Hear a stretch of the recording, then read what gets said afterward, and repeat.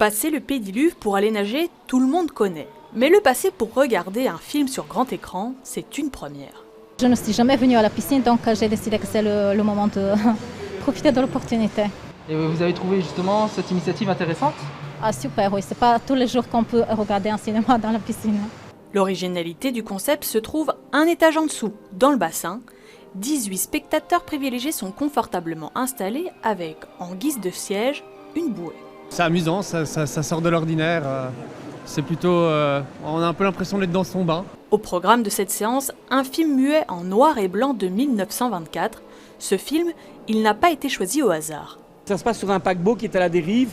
L'acteur Buster Keaton se trouve à un moment donné sur le pont avec toutes les portes des cabines qui s'ouvrent et qui se ferment quand le bateau tangue. Et c'est cette scène qui m'a donné envie de présenter The Navigator dans la piscine de Saint-Josse.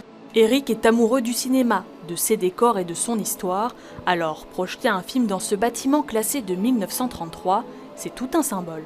Le cinéma a créé des espaces de rêve dans la période Art déco, la période Art nouveau, jusqu'aux années 50, où les décors faisaient vraiment rêver les spectateurs.